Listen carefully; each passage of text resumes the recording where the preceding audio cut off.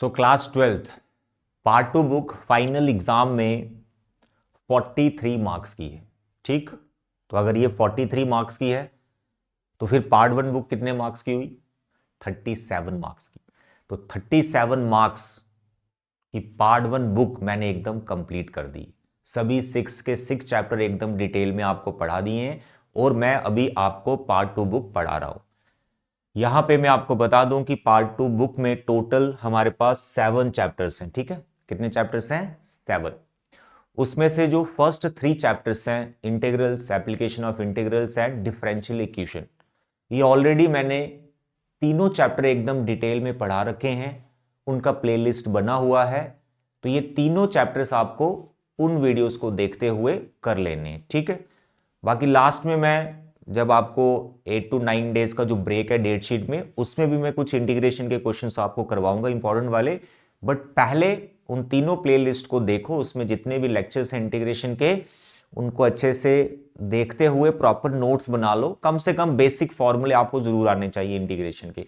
By parts क्या है, partial fraction क्या होता है, ये सारी चीजें। ठीक है, तो वो तीनों चैप्टर आपको वहां से करने। अभी मैंने शुरुआत की है आपके chapter number 10 that is vector की। लास्ट ईयर ये 7 मार्क्स का आया था फाइनल एग्जाम में, और ये जो वेटेज में आपको बता रहा हूं 43 मार्क्स पार्ट 2 बुक की। लास्ट ईयर का जो आपका मैथ्स का पेपर था, आपका नहीं आपके सीनियर का, उनका जो फाइनल पेपर था उसमें पार्ट 2 बुक के जो क्वेश्चंस देखे तो वो 43 मार्क्स के बनते हैं। हर वीडियो में मैं आपको ये मार्क्स या वेटेज बताता ही रहता हूं। ठीक है, तो वेक्टर की हम शुरुआत कर चुके हैं, एक ही लेक्चर हुआ है। फर्स्ट लेक्चर में मैंने आपको जो बेसिक कॉन्सेप्ट है इसका वो थोड़ा समझाया था, जैसे स्केलर क्वांटिटीज क्या होती हैं, वेक्टर क्वांटिटीज क्या होती हैं। फिर एक छोटी सी एक्सरसाइज है 10.1 वो समझाया था। पोजीशन वेक्टर के बारे में बताया था। डायरेक्शन रेशोस या डायरेक्शन कोसाइंस कैसे निकालते हैं अगर वेक्टर हमें दिया हो, है ना। तो उसी को थोड़ा सा रिवाइज करते हुए कुछ और कॉन्सेप्ट सीखेंगे और एक्सरसाइज 10.2 उसको कंप्लीट करेंगे। टोटल आई थिंक 16-17 क्वेश्चन है उसमें, तो उसको हम कंप्लीट करेंगे। तो सबसे पहले हम रिवाइज करते हैं कि लास्ट लेक्चर में हमने क्या क्या सीखा। मेन हम आपको बताएंगे, बाकी वेक्टर क्वांटिटी, स्केलर क्वांटिटी वो सब आपको पता है। सबसे पहले पोजीशन वेक्टर। ठीक है, पोजीशन वेक्टर के बारे में आपको पता होना चाहिए। कल मैंने इसके बारे में आपको समझाया और बताया, यार ये बहुत इंपॉर्टेंट है, इसको अच्छे से करना। देखो position vector, x axis, Y axis and z axis, बार बार आपको इस चैप्टर में ये बनाना है, 3D में ये बार बार आपको लिखना पड़ेगा। तो this is X Y Z. ठीक है, X axis, Y axis, Z axis. तो कोई भी पॉइंट है, let this is a point, और इसके कुछ कोऑर्डिनेट्स ले लेते हैं x1, y1 एंड z1। अगर आपको इस पॉइंट तक पहुंचना है तो आपको कोई रेफरेंस पॉइंट की हेल्प लेनी पड़ती है। तो यहां पर वो रेफरेंस पॉइंट तुम्हारा ओरिजिन। तो जब ओरिजिन से तुम इस पॉइंट तक जा रहे हो तो ये जो डायरेक्टर लाइन सेगमेंट तुम्हें दिख रही है इसको पोजीशन वेक्टर कहते हैं। शॉर्ट में आपको ये समझना है कि जो पोजीशन वेक्टर है उसका जो इनिशियल पॉइंट है, स्टार्टिंग जो पॉइंट होता है वो रेफरेंस पॉइंट होता है। तो यहां पे ये ओरिजिन, तो ओ ए क्या हुआ? Position vector of point A, that's all. ठीक, ये आपको बार बार लिखना है। 3D चैप्टर आपको करना है, वहां पर पॉइंट्स ही पॉइंट्स हैं, तो पॉइंट से तुम्हारा पोजीशन वेक्टर बनता है। ठीक है, जो जो समझाता हूं ना ये 10-15 मिनट में बेसिक, इसको अच्छे से दिमाग में घुसा लो। 3D वेक्टर में कोई दिक्कत नहीं आएगी तुमको। तो ये पॉइंट है, पॉइंट से बनता है position vector. Is it clear? चलो एक पॉइंट और लेते हैं। तो this is another point B, let's its coordinates x2, y2 and z2। तो एक पोजीशन वेक्टर हमारा और आ जाएगा। तो ओ से हम गए बी पे, तो एक पोजीशन हमारे पास, पोजीशन वेक्टर हमारे पास और आ गया OB, जो है position vector of point B. दो दो पोजीशन वेक्टर हो। अब अगर मैं A से B आना चाहता हूं तो मेरा बनेगा AB वेक्टर। अब ये AB वेक्टर कैसे बनाएं, इसका क्या फॉर्मूला है?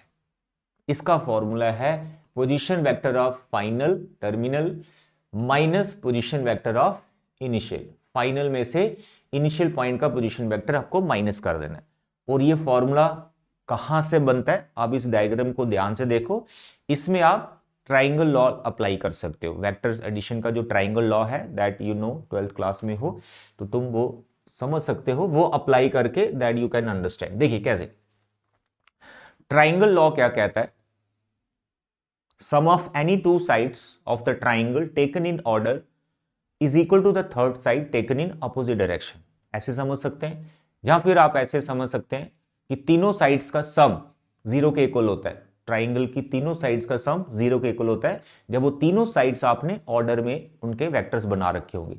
अब इस डायग्राम में तुम ध्यान से देखो, इस डायग्राम में, इस ट्राइंगल में जो डायरेक्शन हम उस हिसाब से चलते हैं। देखो, ट्राइंगल लॉ हमारा कहता है कि दो वेक्टर की डायरेक्शन जो है ऑर्डर में, जैसे ए, ओ से ए से बी, ये दोनों ऑर्डर में है। ओ से ए से बी, ये दोनों ऑर्डर में, तो इनका सम करना आपको जो ऑर्डर में, ओ से ए, फिर ए से ही स्टार्ट करना है, ए से बी। तो ये हो गया sum of two sides, sum of two sides of the triangle taken in order is equal to third side taken in opposite direction. तो ये हमारे पास जो थर्ड साइड है इस ट्राइंगल की, तो देखो इसकी अपोजिट डायरेक्शन होगी, ये इधर से आ रहा है, ये इधर से आ रहा है, ये अपोजिट डायरेक्शन हम मानेंगे इसको। तो ये हमारे पास आ गया ओबी। तो दिस इज ट्राइंगल लॉ। ये रूल है that we need to write, तो हमने लिखा ट्राइंगल लॉ से। यहीं से तुम्हारा ए बी वेक्टर का फॉर्मूला बन जाता है। तो ए बी वेक्टर तुम्हारे पास कैसे आएगा, देखो ये ओ बी वेक्टर, ओ ए को हम इधर ट्रांसफर करेंगे। तो ये फॉर्मूला आपके लिए बहुत इंपॉर्टेंट है। बहुत सारे क्वेश्चन आज जैसे 10.2 में बहुत सारे क्वेश्चंस हैं जो ऐसे बनेंगे ट्राइंगल वाले। फिर 3D में जब आप पहुंचोगे वहां पर भी बार बार आपको ये करना है, ठीक है। तो इसलिए अभी तक जो मैंने डिस्कशन किया है उसमें मैंने क्या क्या आपको समझा दिया। Number 1, what is position vector, जो रेफरेंस पॉइंट से स्टार्ट होता है और एक पर्टिकुलर पॉइंट तक जा रहा है। सेकंड, आपको समझाया वेक्टर कैसे बनाना है। एनी टू पॉइंट्स, जैसे ए है, ये बी है, ये कोई भी दो पॉइंट्स हैं, इससे वेक्टर कैसे बनता है। तो इससे वेक्टर बनता है ऐसे, position vector of final minus position vector of initial. Is it clear. और साथ में मैंने आपको यह भी समझा दिया कि ट्राइंगल लॉ क्या होता है। तो सारी बातें देखो इसमें आ रही हैं। Is it clear. अब थोड़ा और आगे बढ़ते हैं, और आगे हमने इस तरह से बढ़ना है मेरे बच्चे, सुनिए ध्यान से। That we know X axis के अलोंग हमारा यूनिट वेक्टर चल रहा है आई कैप। मैं आपको फाइनल एग्जाम की प्रिपरेशन करवा रहा हूं, बहुत ज्यादा डेप्थ या डिटेल में मैं नहीं जा रहा हूं। अभी हमारा काम है फाइनल एग्जाम की प्रिपरेशन करना। बाकी नेक्स्ट सेशन में आई विल ट्राई कि मैं बहुत डिटेल में ये चैप्टर पढ़ाऊं, बट अभी फाइनल के लिए आपको पढ़ा रहा हूं। तो जितना मैं सिखाता हूं उसके नोट्स बनाओ, ताकि फाइनल में तुम इसके जितने भी मार्क्स हैं, 7 मार्क्स का मार्क्स आ जाएं बस इसके, ठीक है। हर चैप्टर को मैं इस नजरिए से पढ़ा रहा हूं। तो ये तुम्हारा ओ एक्स एक्सिस, इसके लॉन्ग आई यूनिट वेक्टर, इसके लॉन्ग वाई के जे यूनिट वेक्टर, इसके लॉन्ग के unit vector. Is it okay. अब हम बात करेंगे scalar components and vector components की, ठीक। Scalar components and vector components. और लास्ट लेक्चर जो मेरा था उसमें मैंने आपको पूछा था कि स्केलर कंपोनेंट्स का दूसरा नाम क्या है। तो मैंने बोला था यार चैप्टर की थ्योरी पढ़ना, उसमें लिखा हुआ है। क्या आपको पता है स्केलर कंपोनेंट्स का दूसरा नाम? अगर पता है तो कमेंट कीजिए, ठीक है। बाकी मैं लास्ट में आपको बताता हूं उनका। अगर आपको पता है तो आप अभी कमेंट कर दीजिए, नहीं तो आप वेट करो, मैं लास्ट में आपको बताऊंगा स्केलर कंपोनेंट्स का दूसरा नाम क्या है। और ये बहुत बार पूछा भी गया है एग्जाम में, बच्चों को पता ही नहीं होता स्केलर कंपोनेंट्स का दूसरा नाम क्या। आप थ्योरी पढ़िए, वेक्टर में आपको पता चल जाएगा। बाकी मैं आपको लास्ट में बताता हूं। ओके, अब चलो बात करते हैं। यहां पर तुम्हारे पास x axis, Y axis and z axis आ गया, राइट। तो यहां पे जब कभी भी तुम्हारे पास कोई पॉइंट है, पॉइंट से तुम्हें पोजीशन वेक्टर मिलता है, और पोजीशन वेक्टर को अब आई जे के की टर्म में कैसे लिखना होता है। तो मेरे बच्चे, ये तुम्हारा एक्स कोऑर्डिनेट, ये Y coordinate and Z coordinates, इनके साथ तुम रिस्पेक्टिवली आई जे के चिपका देते हो। सर ये कैसे चिपकता है? x1 के साथ i हो जाता है, y1 के साथ j आ जाता है, और z1 के साथ k आ जाता है। यानी जो पहला कोऑर्डिनेट होता है x कोऑर्डिनेट, उसके साथ यूनिट वेक्टर वो आ जाता है जो x एक्सिस के अलोंग चल रहा होता है, ऐसे ही दूसरों के साथ। सर ये कैसे चिपकता है? अगर आप थ्योरी पढ़ेंगे, बुक में देखेंगे, सब कुछ लिखा हुआ है, ठीक है। बट अभी आपको ये सब नहीं सीखना है कि ये कैसे चिपक जाता है, ऐसा कुछ भी एग्जाम में नहीं पूछा जाता है, ठीक। अभी आप सिर्फ यही याद रखो कि कोई भी पॉइंट है, उसका पोजीशन वेक्टर अगर तुम्हें कंपोनेंट्स में लिखना है, आई जे के वेक्टर कंपोनेंट्स में लिखना है, तो उसको तुम इस तरह से लिखोगे। तो ए के कोऑर्डिनेट से x1 y1 z1, तो इसका जो पोजीशन वेक्टर है उसके साथ आपने आई जे के रिस्पेक्टिवली लगा देना। अब बी के साथ पोजीशन वेक्टर क्या आएगा तुम्हारा? x2i plus y2j plus z2k। Is it clear? तो ये हो गए पोजीशन वेक्टर आई जे के की टर्म में हमने लिख लिया। डन। अब बात करेंगे ए बी वेक्टर की। सर ए बी वेक्टर कैसे बनेगा, फॉर्मूला तो मैंने आपको बता दिया है, ओ बी माइनस ओ ए। तो भाई ये तुमको ओ बी मिल चुका है, ये तुम्हें ओ ए मिल चुका है, तो यहां से तुम इनको रिस्पेक्टिवली माइनस करो तो तुम्हें ए बी वेक्टर मिल जाएगा। तो कैसे आएगा, इसमें से इसको माइनस करेंगे तो तुम्हारे पास आएगा x2 माइनस x1, तो यहां पे तुम्हारा i लग जाएगा। फिर तुम्हारे पास y2 माइनस y1, इसमें तुम्हारा j लग जाएगा कॉमन, और इन दोनों को माइनस करेंगे तो क्या आएगा, z2 माइनस z1, यहां पे k लग जाएगा। अभी तक मैंने आपको जितना सिखा दिया ये बहुत ज्यादा इंपॉर्टेंट है यार, ये वेक्टर तुम जो पढ़ रहे हो ये सब तुमको करना ही करना है बार बार, लगभग हर क्वेश्चन में ये मिलता है तुमको, ठीक है। तो अच्छे से ये नोट्स बनाओ जो मैं बना रहा हूं, इनको ध्यान से समझो, है ना। तो ये हो गया आई जे के की टर्म में कैसे हम पहुंच रहे हैं। ओके, ट्राइंगल लॉ का यहां पे बहुत बड़ा रोल है। अब मैं एक छोटी सी एग्जांपल ले लेता हूं ताकि पिक्चर आपको और क्लियर हो जाए। फॉर एग्जाम्पल अगर आपके पास कोई पॉइंट है ए, इसके कोऑर्डिनेट्स हैं -1 2 -3, और दूसरा पॉइंट है बी, इसके कोऑर्डिनेट्स हैं -2 4 एंड लेट इट बी 5, तो वो आपको पूछ ले कि सर ए बी वेक्टर क्या होगा। तो मेरे बच्चे ए बी वेक्टर को निकालने के लिए सबसे पहले आपको लिखना है एग्जाम में लेट ओ बी ओरिजिन। ऐसा तुम बार बार करोगे क्वेश्चंस में, इसलिए मैं आपको एक्सप्लेन कर रहा हूं, तो ये ध्यान से समझो। लेट ओ बी ओरिजिन, तो जैसे तुमने ओ को ओरिजिन यानी ओ को रेफरेंस पॉइंट माना, तो पहले तुम लिखोगे position vector O A and O B. तो जैसे ओ ए क्या लिखना है, ये एक्स ए के कोऑर्डिनेट्स आ गए, इनके साथ आई जे के आप लगा देंगे, it is -i + 2j - 3k। फिर आप लिखेंगे ओ बी, तो ओ बी ये बी के कोऑर्डिनेट्स, तो इसके साथ आ जाएगा -2i + 4j + 5k। This is O A, this is O B. Next क्या लिखेंगे, A B vector. Sir A B vector क्या होता है, position vector of final point minus position vector of initial point, जो अभी फॉर्मूला हमने बनाया। बस यहां पे तुमको इन दोनों को माइनस कर देना, डायरेक्ट कर दो कोई प्रॉब्लम नहीं, बस फॉर्मूला लिख लेना। तो कैसे आएगा, -2i, इसमें से -i माइनस होगा तो ये प्लस हो जाएगा, तो खाली -i बचेगा।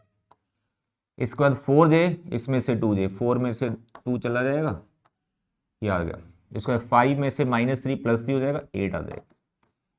तो इस तरह से तुमको वेक्टर बनाना है, ठीक है। तो ये काम आपको बार बार करना है।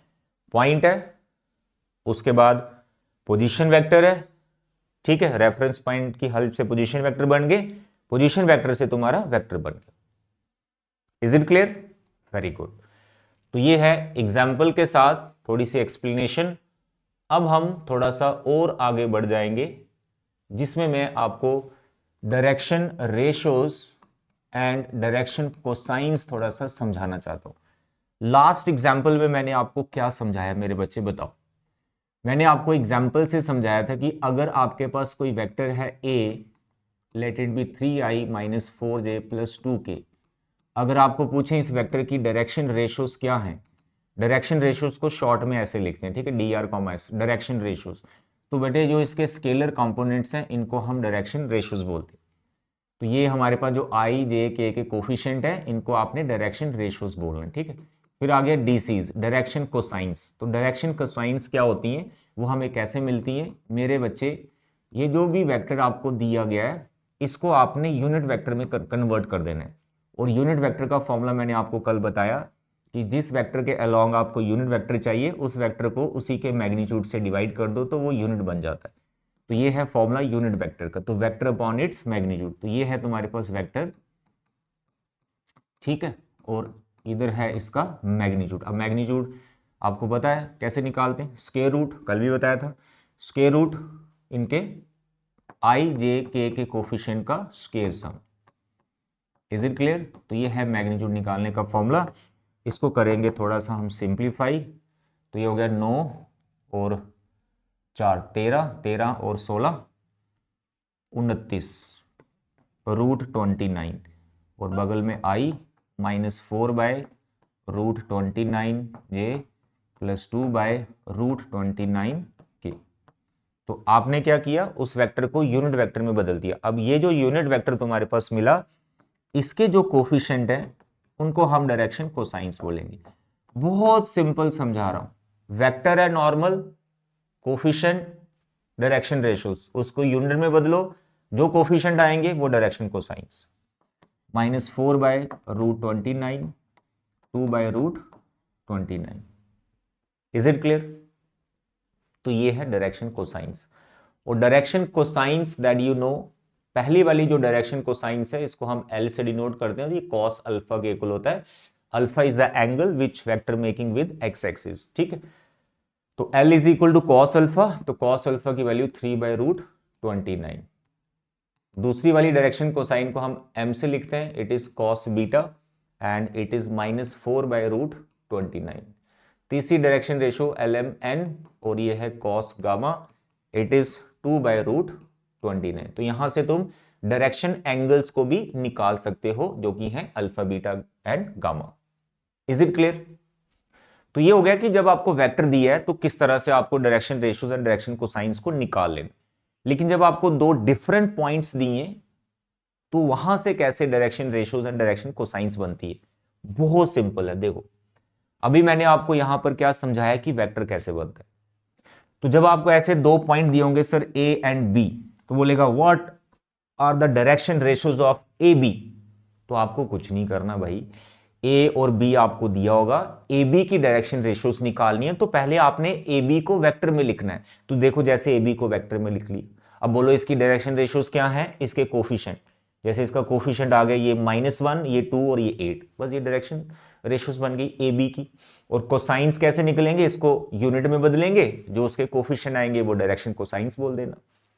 क्लियर हो गया? ऐसे क्वेश्चंस हैं इसलिए मैं पूरा बेसिक समझा रहा हूं, ध्यान से आप इसे समझें, ठीक है। तो position vector, vector, direction ratios, direction cosines, cos alpha, cos beta, cos gamma, और नोट जो कि एक अंडरस्टूड चीज है, cos square alpha plus cos square beta plus cos square gamma, ये 1 के इक्वल होता है। ये नोट आप याद रखिएगा। We can also write it L square plus M square plus N square is equal to 1। It is understood. Why? अरे भैया cos alpha, cos beta, cos gamma किसके कोफिशिएंट है, यूनिट वेक्टर के। तो भैया जब ये यूनिट वेक्टर है, जब ये यूनिट वेक्टर है तो मैं इसका जब मैग्नीट्यूड निकालूंगा तो वो 1 ही आएगा। तो वही तो निकाला, ये मैग्नीट्यूड ही तो निकाला, इसके ऊपर स्क्वायर रूट भी रहता है, बट उधर 1 है तो स्क्वायर रूट का कोई मतलब नहीं, स्केयरिंग किया वहां पे स्क्वायर रूट हट गया। तो ये रिजल्ट आपको याद रखना है, आगे आपके काम आएगा। Is it clear? चलिए, और इसमें एक टॉपिक सेक्शन फॉर्मूला, बहुत इंपॉर्टेंट क्वेश्चन है, इस पे तो कंफ्यूजन नहीं होनी चाहिए।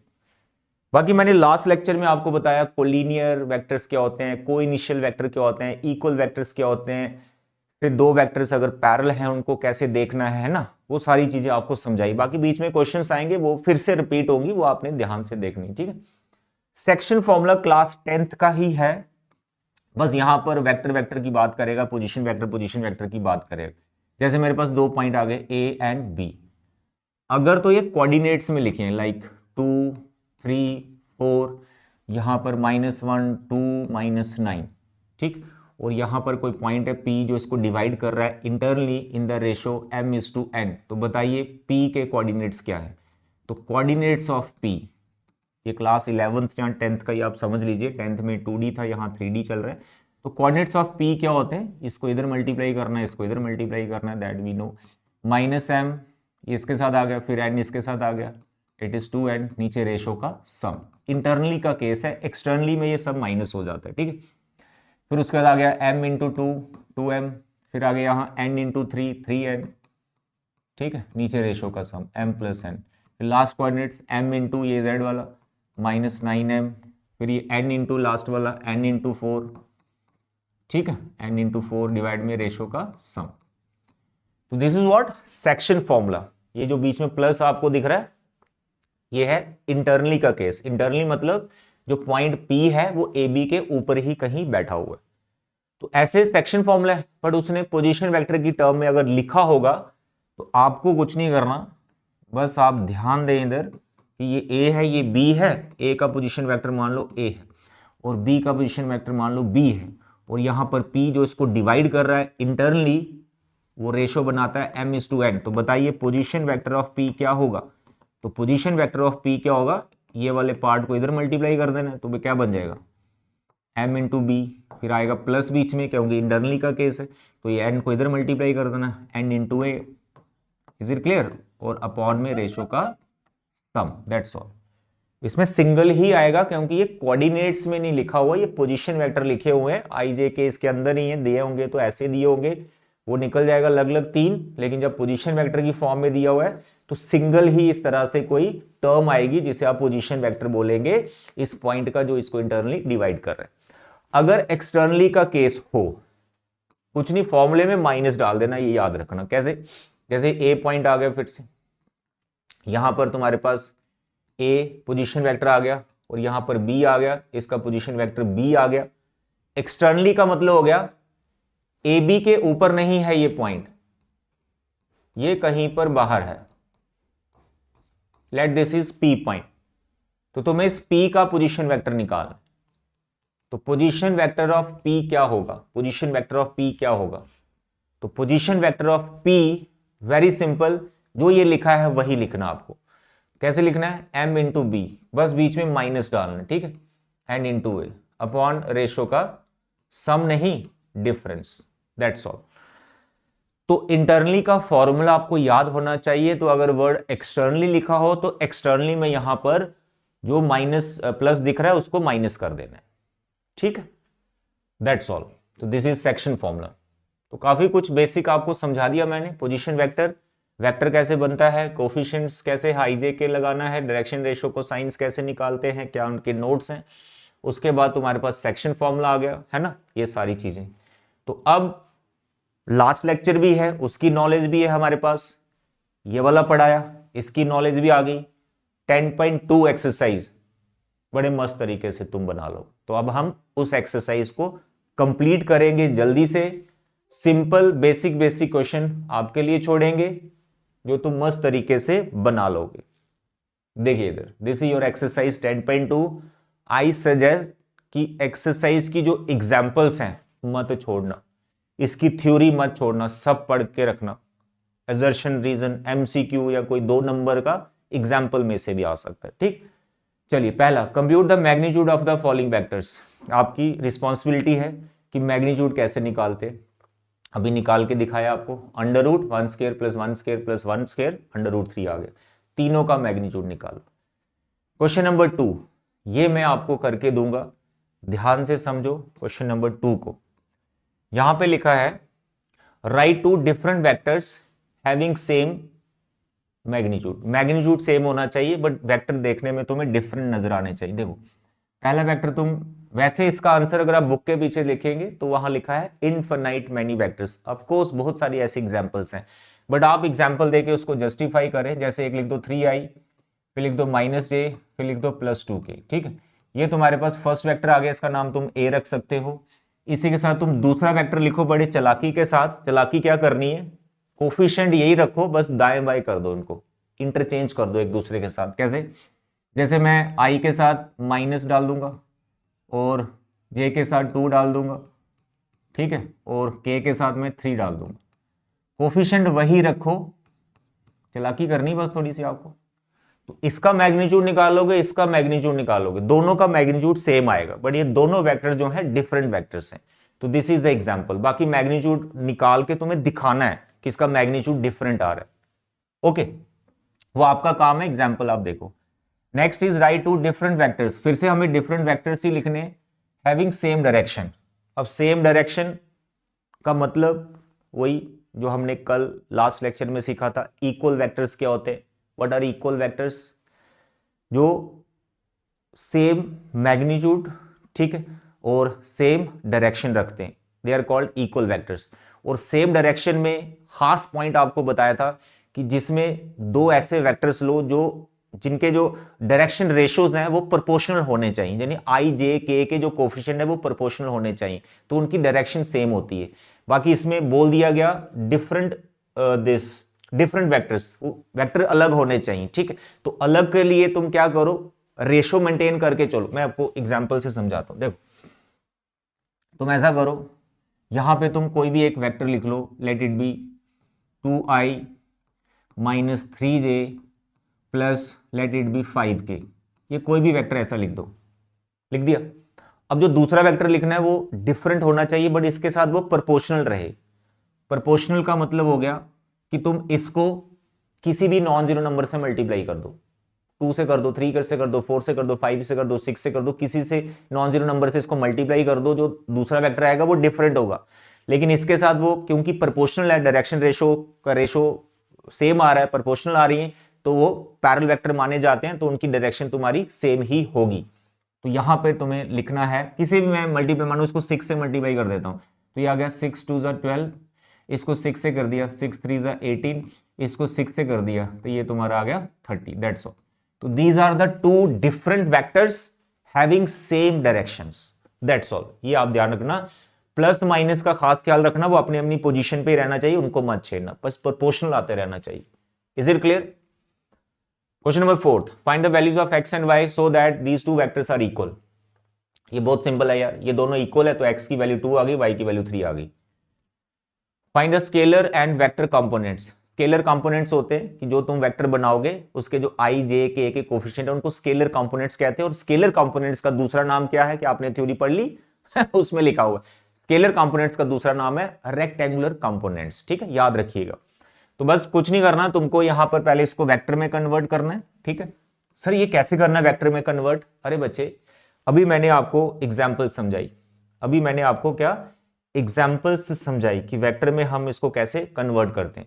Late O be the position vector, O A बनाओ, ओ बी बनाओ, फिर ए बी वेक्टर बनाओ। ए बी वेक्टर के जो आई जे के कोफिशिएंट होंगे, नंबर्स कोफिशिएंट, वो स्केलर कंपोनेंट्स, और आई जे के साथ उनको रखो तो वो वेक्टर कंपोनेंट बन जाएंगे। ठीक है, बहुत बेसिक है, that you can do. Next is find the sum of the vectors this and this. ये बहुत सिंपल है, सबको प्लस कर दो, that's all. Find a unit vector in the direction of this. Unit vector मैंने अभी आपको निकाल के दिखाया भी है, तो यूनिट वेक्टर तुम इसका निकाल सकते हो। यूनिट वेक्टर का फॉर्मूला है, इसी वेक्टर को इसके मैग्नीट्यूड से डिवाइड कर दो। Is it clear? नेक्स्ट तुम्हारे पास आ गया find the unit vector in the direction of P Q. ये भी बहुत सिंपल, तुम्हें पहले पी क्यू वेक्टर बनाना है। सर पी क्यू वेक्टर कैसे बनाना है? अभी तुम्हें मैं सिखा चुका हूं पी क्यू वेक्टर कैसे बनता है। ए बी वेक्टर जैसे बनाया था ऐसे ही पी क्यू वेक्टर बनना है। फाइनल का पोजीशन वेक्टर माइनस इनिशियल का पोजीशन वेक्टर, तो जो वेक्टर आएगा उसको उसके मैग्नीट्यूड से डिवाइड कर दो, वो यूनिट वेक्टर हो जाएगा। ठीक है, that we can do. Example देखो जो मैंने अभी समझाया है उसको जरूर अंडरस्टैंड करो, फिर ही तुम्हें आएगा समझ। For a given vectors A and B find the unit vector in the direction of A plus B.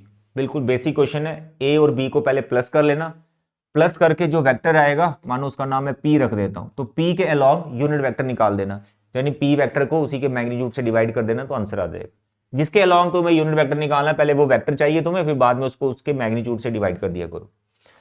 Question number 10 अच्छा क्वेश्चन है, इसमें कंफ्यूजन होती है बच्चों को। कह रहा है फाइंड अ वेक्टर। अब यहाँ पे यूनिट वेक्टर नहीं ढूंढना, आपको वेक्टर ढूंढना है इस डायरेक्शन में, इसकी डायरेक्शन में ढूंढना है, विच हैज मैग्नीट्यूड 8 यूनिट।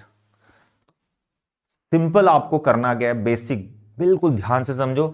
इस वेक्टर को पहले तुम यूनिट वेक्टर में बदल दो, इस वेक्टर को पहले तुम यूनिट वेक्टर में बदल दो, और उस यूनिट वेक्टर के साथ बाद में तुम 8 मल्टीप्लाई कर दो, तो वो रिक्वायर्ड वेक्टर हो जाएगा। क्या समझा रहा हूं, देखो करके दो। इसका पहले यूनिट वेक्टर बनाऊंगा मैं, इसका पहले यूनिट वेक्टर बनाऊंगा, तो कैसे आएगा 5i माइनस जे प्लस 2k।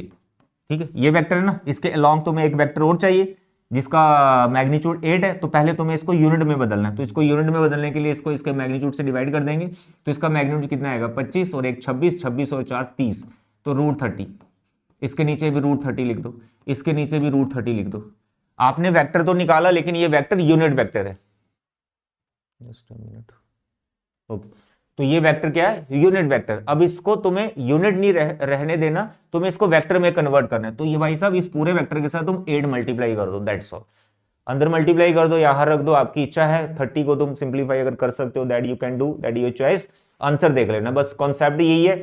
जिस वेक्टर के अलोंग एक और वेक्टर चाहिए और उसका मैग्नीट्यूड दिया होता है, पहले इस वेक्टर को यूनिट में बदलो, यूनिट में बदलने के बाद जो मैग्नीट्यूड दिया, मैग्नीट्यूड के साथ इसको इनटू कर दीजिए, that's all. Next, show that the vectors this and this are collinear. मेरे बच्चे, कोलिनियर, पैरल, ऐसा कुछ अगर लिखा है तो दोनों की जो डायरेक्शन रेशियोज हैं वो प्रोपोर्शनल होने चाहिए। जैसे ये दो वेक्टर दिए, इनको कोलिनियर प्रूव करना है।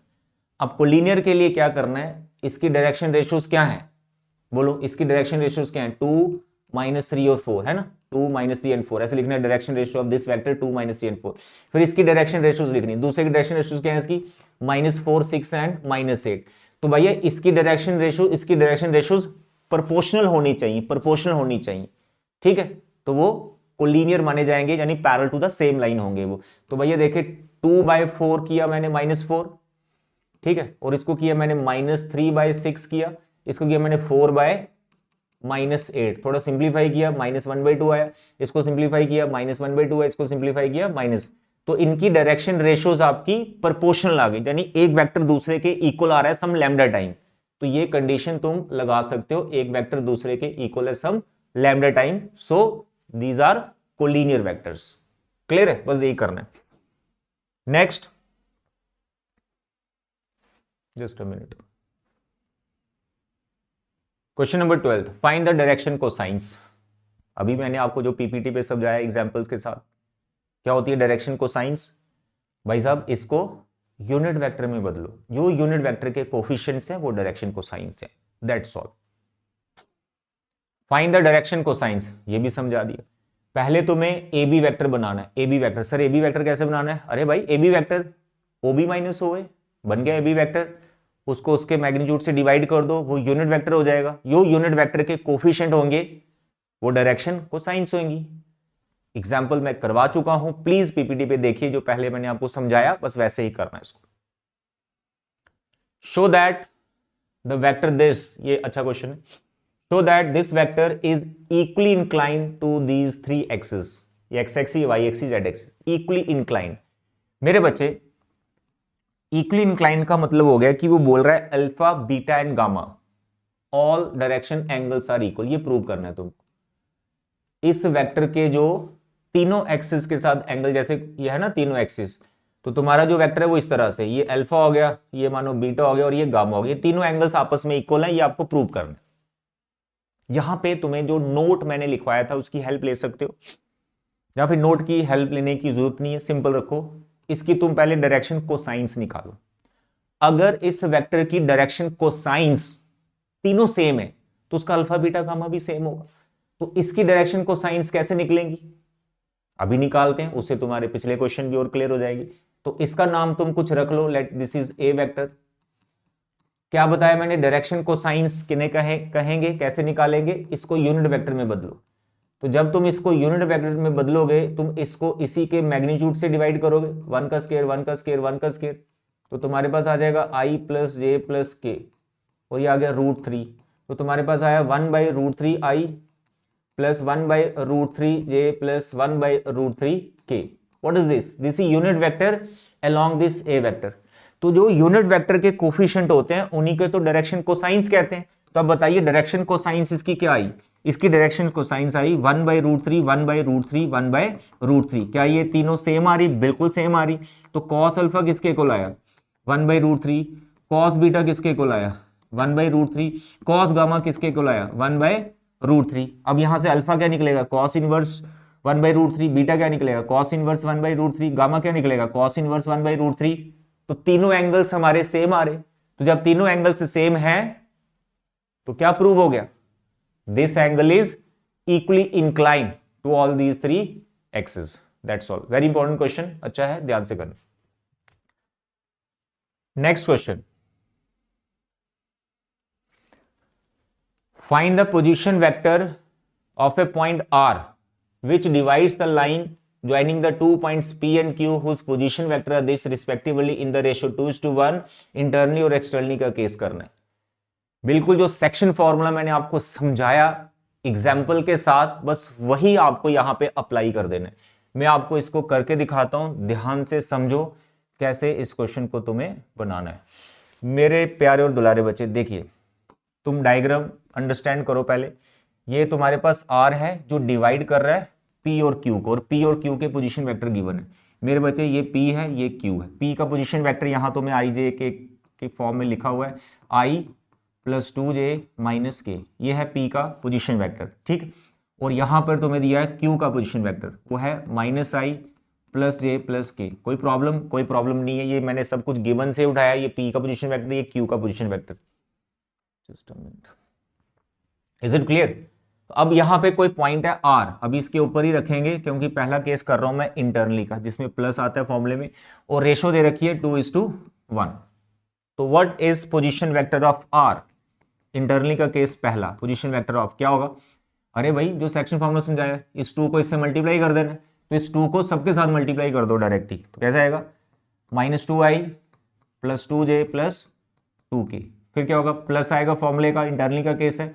फिर ये 1 यहाँ इससे इंटू हो जाएगा, जब 1 इससे इंटू होगा तो सेम ही आएगा, सेम ही आएगा। और नीचे रेशो का सम, क्योंकि इंटरनली का केस कर रहे हैं, तो इसको सिंप्लीफाई करके जो भी आएगा वो पोजीशन वेक्टर ऑफ आर होगा। बस ऐसे डायरेक्ट निकालना। एक्सटर्नली के केस में आपको क्या करना है? एक्सटर्नली के केस में कुछ खास नहीं करना है मेरे प्यारे और दुलारे बच्चे, ध्यान से सुनो। एक्सटर्नली के केस में बिल्कुल सेम ऐसे चलेगा, बस यहां पर जो मैंने प्लस लिखा है इसको माइनस लिखना है, यहां पे जो प्लस लिखा है इसको माइनस लिखना है, दैट्स ऑल। सिंप्लीफिकेशन आपको करना है, ठीक है? ये सिंप्लीफाई आपको करना, that you can do. Question number 16, find the position vector of mid point. मेरे बच्चे मिड पॉइंट जो हम क्लास 10th में 11th में पढ़ते थे वही फॉर्मूला लगेगा मिड पॉइंट निकालने के लिए, ठीक है? देखो मिड पॉइंट जो आपने फॉर्मूला सीख रखा है, जैसे P है, ये Q है, तो इसका मिड पॉइंट क्या होगा? मानो उसको M से डिनोट कर लेते हैं, तो ये 2, ये 4, इनका सम 4 और 2 6/2, फिर ये 3, ये 1, 3 और 1 4, 4/2, फिर ये 4 और ये -2, ये आ गया 2, 2/2। इसको करना है सिंप्लीफाई, 6/2 3, 4/2 2, 2/2 1। ये हो गया मिड पॉइंट के कोऑर्डिनेट्स। अब इसको अगर पोजीशन वेक्टर में बदलना है तो इसको i j k लगा दीजिए साथ में, बस दैट्स ऑल। तो this is the position vector of mid point, इतना सिंपल है। प्रेजेंटेशन बना लेना, स्टेप्स बना लेना, मैं आपको कॉन्सेप्ट समझा रहा हूं। Next question, very important, question number 17। Show that the points a b and c are the position vectors this are respectively form the vertices of a right angled triangle। देखिए सुनो, there is a right angle triangle, there is a right angle triangle, उसका नाम अगर आप ABC रखें, तो यहां पर ये जो 3 वेक्टर्स आपको दे रखे हैं, पहले आपको ये समझना होता है ट्राइंगल के केस में कि ये जो वेक्टर्स आपको दे रखे हैं ये ट्राइंगल की साइड्स हैं या ट्राइंगल के वर्टिसेस है। ये बड़ा इंपॉर्टेंट है। अगर ये पॉइंट्स हैं वर्टिसेस, तो तुम्हें साइड्स बनानी होती हैं।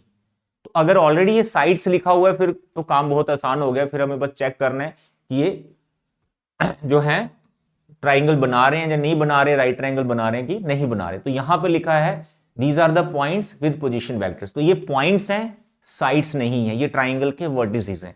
तो अगर ये वर्टिसेस हैं तो भैया पहले वाले को तुम्हें OA लिखना है, दूसरे वाले को तुम्हें OB लिखना है, तीसरे वाले को OC लिखना है। यानी OA तुम्हारा होगा 3i - 4j - 4k और OB तुम्हारा होगा 2i - j + k। ये लिख लेना आपको खुद से, ट्राइंगल का नाम आपने AB से रखा है, OC होगा ये, ठीक है? तो जैसे तुम्हारा OA OB OC ये तुम्हारा आ गया जो कि गिवन था। यहां से तुम्हें 3 साइड्स बनानी मेरे बच्चे, AB बनाना है, BC बनाना है और CA बनाना है। ऑर्डर में रखना, AB, A से B, B से C, C से, ऑर्डर में रखना। तो AB कैसे निकालोगे?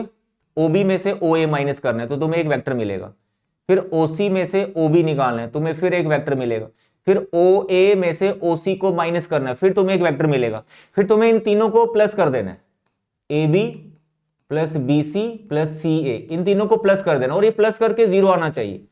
अगर ये 0 नहीं आ रहा, इसका ये मतलब हुआ ये पॉइंट्स ट्राइंगल के वर्टिसेस ही नहीं है। तो अगर ये 0 आया तो पहले प्रूव होगा कि हां these points are vertices of a triangle. फिर आपको प्रूव करना है कि ये राइट ट्राइंगल के वर्टिसेस है। तो राइट ट्राइंगल के लिए हम यहां डॉट प्रोडक्ट भी लगा सकते हैं, क्योंकि डॉट अभी पड़ा नहीं, तो तुम मैग्नीट्यूड से काम चला लो। तो ये 0 हो गया, उसके बाद तुम्हें क्या करना है, AB का मैग्नीट्यूड भी निकालना है, लेकिन उसको स्क्वायर में निकालो, BC का मैग्नीट्यूड भी निकालना है, इसको स्क्वायर में निकालो, CA का मैग्नीट्यूड भी निकालना है, इसको स्क्वायर में निकालो।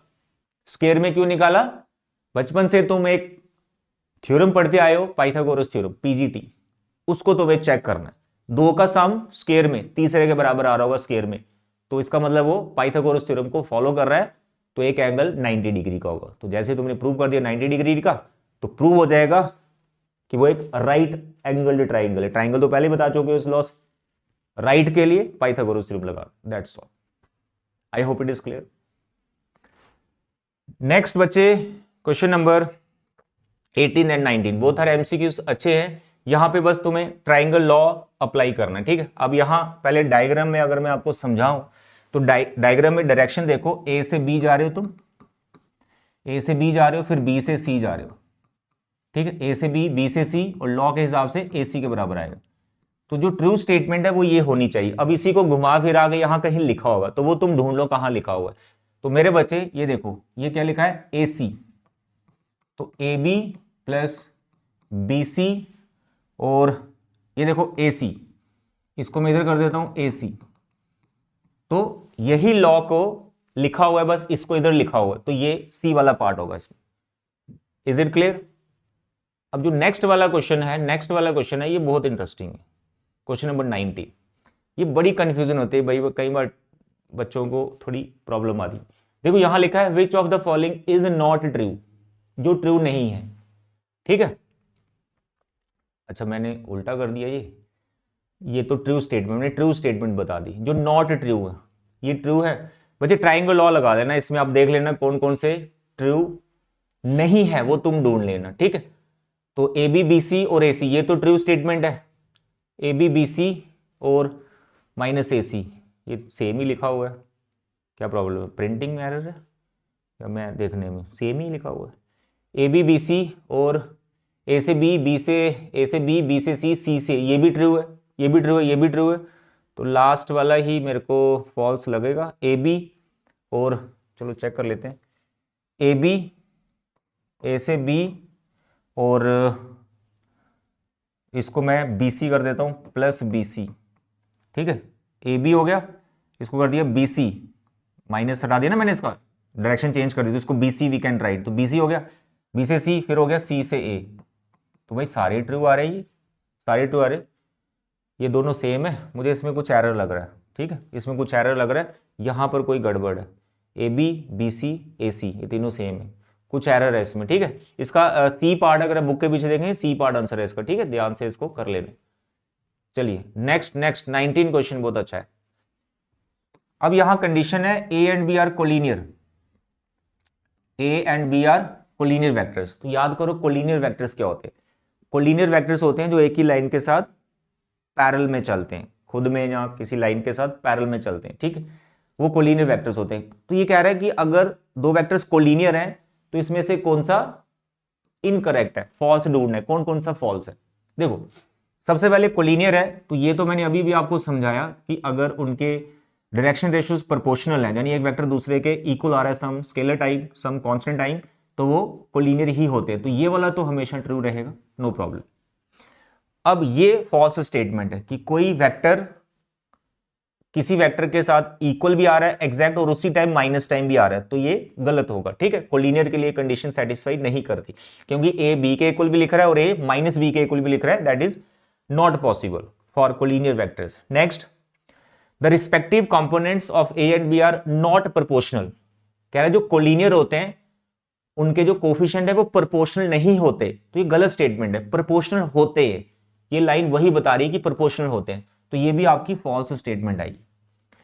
Both the vectors A and B have the same direction, पहले यहीं तक अगर पढ़ो कि both the vectors A and B having the same direction, ये कह रहा है कि जो कोलिनियर वेक्टर्स होते हैं उनकी डायरेक्शन सेम होती है। ऐसा जरूरी नहीं है, एक इधर को भी हो सकता है, एक उधर, अलग अलग डायरेक्शंस भी हो सकती हैं, बस एक लाइन के साथ पैरेलल होने चाहिए, खुद में पैरेलल होने चाहिए। तो ये कह रहा है सेम डायरेक्शन होनी चाहिए, तो ऐसा बिल्कुल भी नहीं, ये भी एक फॉल्स स्टेटमेंट है, ठीक है। तो दिस इज ऑल्सो फॉल्स। तो इसमें 3 स्टेटमेंट फॉल्स हैं और पहली वाली ट्रू आएगी। Is it clear? 10.2 बड़े मस्त तरीके से मैंने एक्सप्लेन कर दी। अब आपका काम है 10.1, 10.2 और जो बेसिक डेफिनेशन कॉन्सेप्ट सिखाए उनके नोट्स बनाना। अभी नेक्स्ट आ गई 2 exercise, vector product and cross product पे। हाँ एक और है मिसलेनियस, वो भी बड़ी खतरनाक है। तो 3 लेक्चर मेरे और लगेंगे, ठीक है। आई होप कि 3 ही लगे, 4-5 भी लग जाए तो कोई दिक्कत नहीं है। तो हम वेक्टर बहुत जल्दी फिनिश कर देंगे। पहले एनसीईआरटी से करना है, फिर मैं आपको एक्स्ट्रा क्वेश्चंस भी कराऊंगा। क्लियर है? 10 3D, अरे एक हफ्ते में पूरे दोनों चैप्टर हम निपटा दें। आज के लेक्चर में इतना बचे। Thank you, bye bye and take care.